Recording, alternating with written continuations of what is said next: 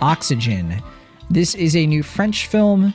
It is a sci-fi thriller that was directed and produced by Alexandre Aja, who always great to see new material from him. And this one kind of came out of nowhere for a lot of people. I certainly did not know he was making a new movie this year.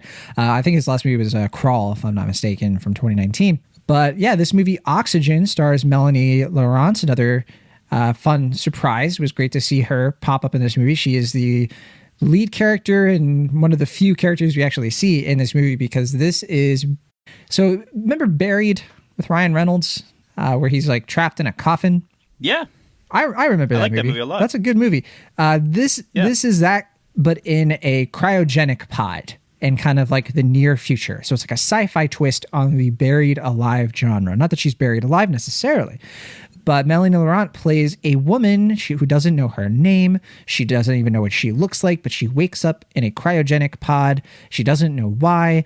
And the only thing she has is a computer system named Milo, a glorified voice assistant, and she has to try to outwit it, to try to be like, okay, I need to make a call. Oh, you can't do that.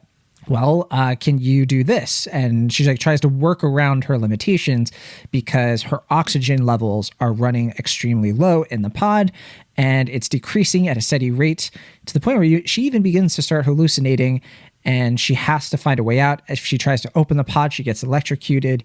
And there's a lot going on in this movie. Like a surprising amount of things are going on in a movie where we are only in one literal location the entire time, and almost the entire time at least.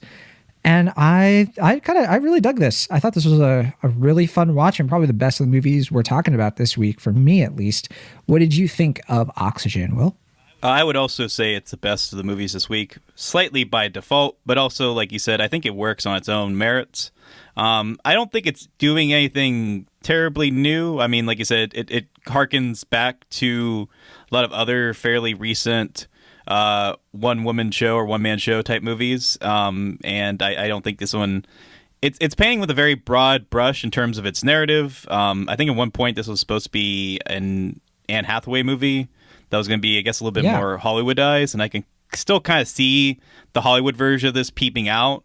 But like you said, I do appreciate that. For one, this movie, I think its French sensibilities ultimately win over, and I think that makes it a little bit more interesting. It takes a little bit more creative risk, and it also has a little bit more stylistic choices that I think are a little bit more appealing. But also, this movie... I have to assume, because they shot it in July of 2020, it's not incidental that this project came together during COVID.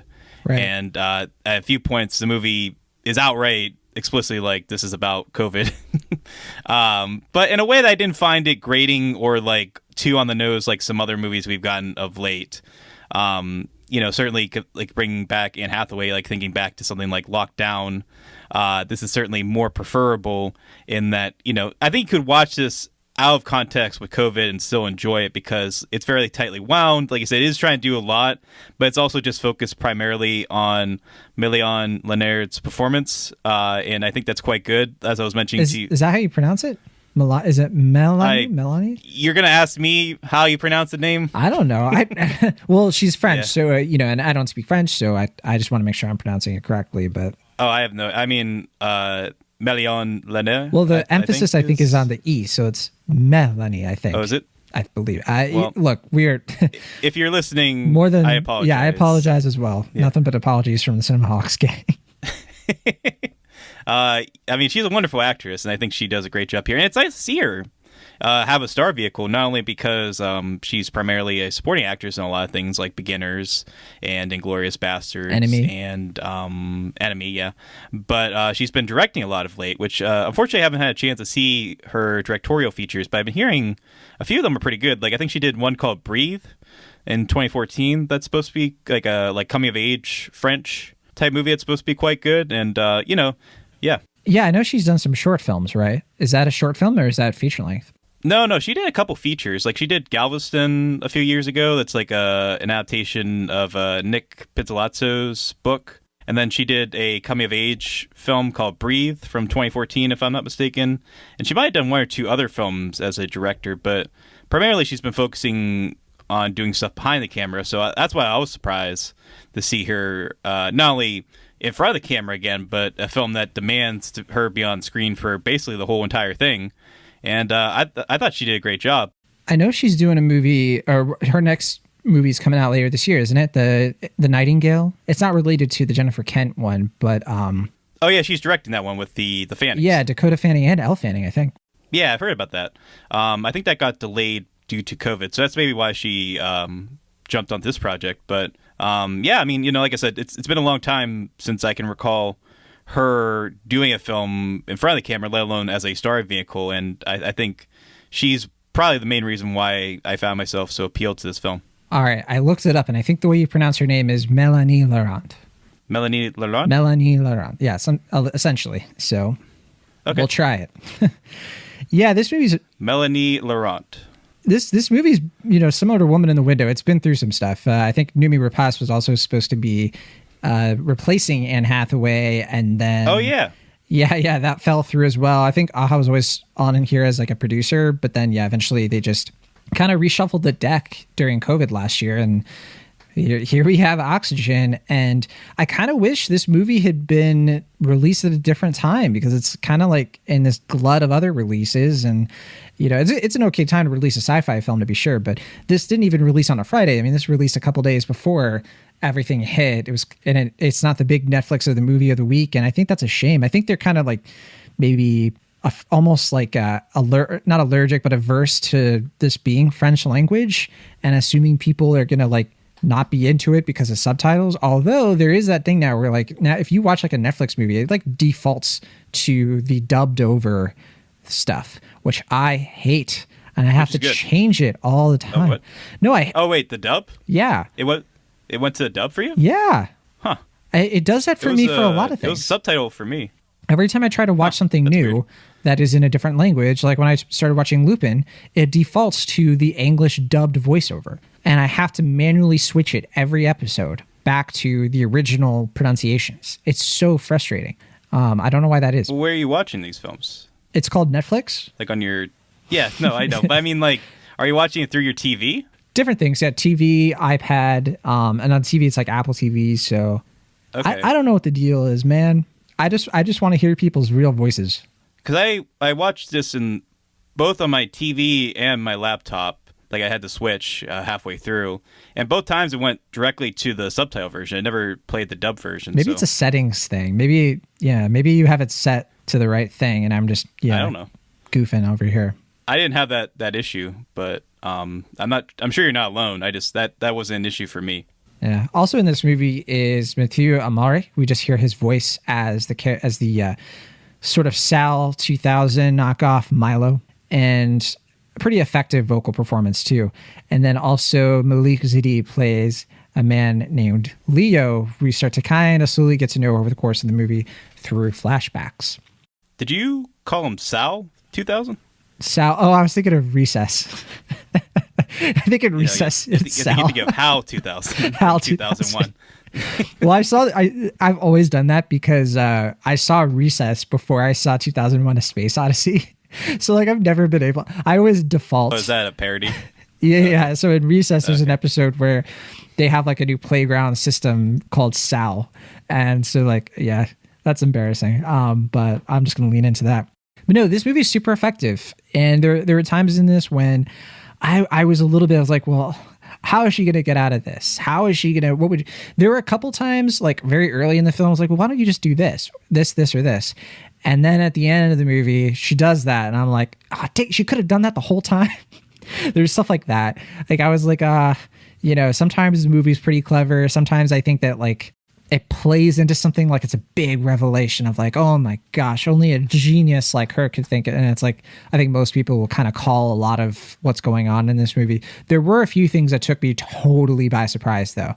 Almost to the point where it feels a little bit out of nowhere like what's really going on.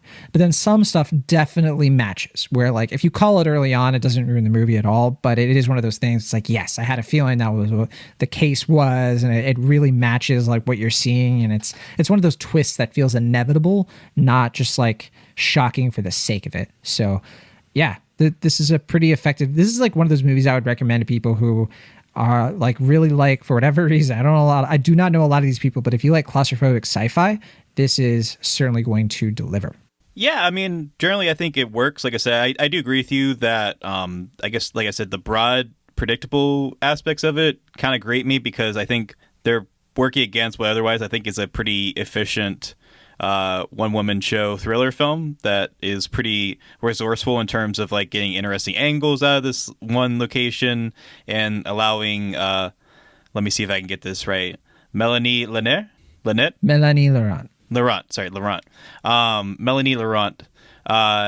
to really just showcase her undervalued star power as an actress. And I think, I think what works here really works enough to where I can overlook some of the stuff that I did find kind of predictable and shallow or a little bit grating in terms of like, you have to like kind of like indulge the movie in certain aspects to like allow it to be a 90 to 100-minute narrative. Because like if she had figured something out early on, it would have been only 30 minutes long. And it's just like, okay, fine, whatever. I mean, even despite that, my only real thing was that yet again, this is the type of film I kind of wish I saw in theaters, because like seeing this on Netflix, I don't think it's bad. I admire the accessibility, but I feel like the claustrophobia would have been more effective in the theater. That's kind of the same issue that I had with the Joseph Gordon-Levitt film from last year that we covered. What was that, 7500? I was going to say, I was like, Trial of Chicago 7. No. Well, he wasn't that as well, but the one where it's like another kind of like chamber thriller kind of thing.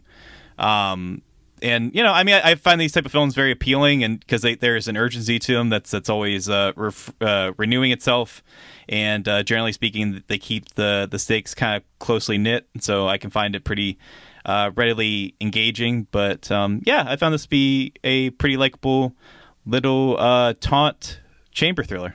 Yeah, I think Mélanie Laurent kills it in this. I mean, she has to for any of this to really work, and I felt for her. I thought that whenever she is like panicking and she is like trying to calm herself down, all of that was really believable. It was watchable without it being like, oh, I don't want to watch somebody go through this. That's so hard to do.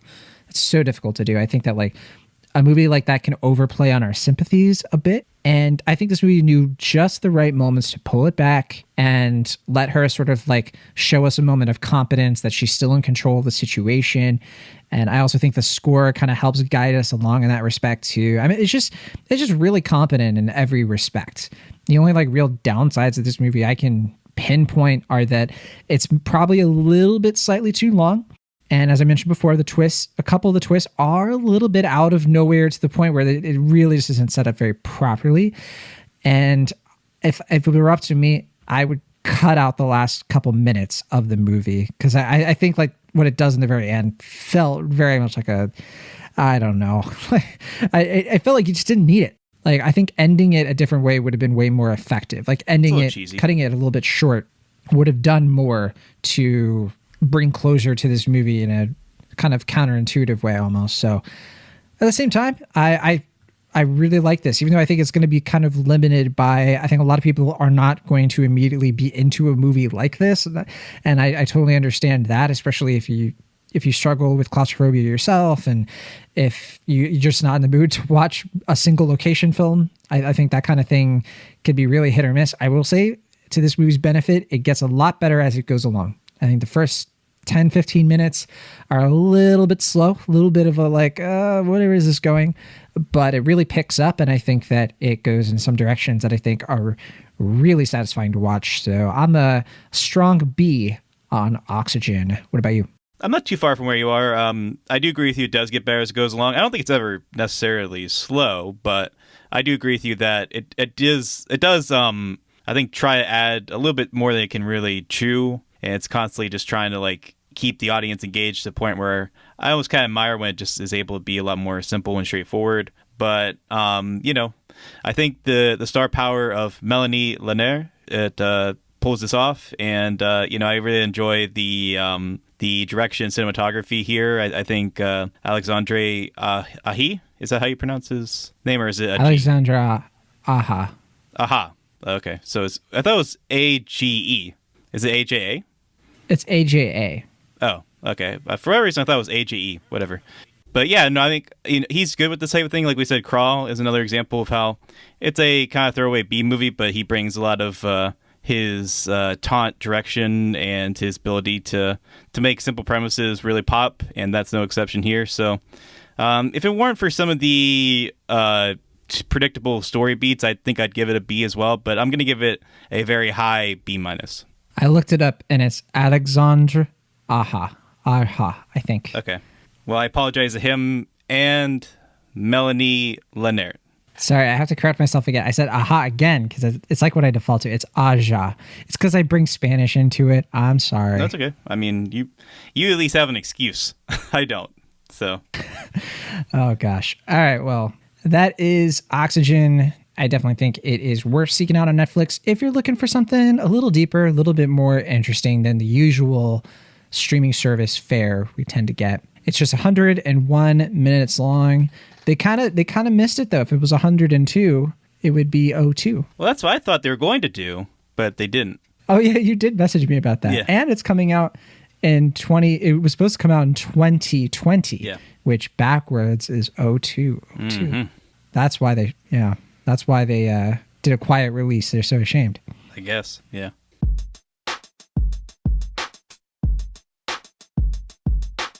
Thank you so much for listening to our show. Be sure to subscribe to Cinemaholics on your favorite podcast app of choice or find us on YouTube. See you all next time.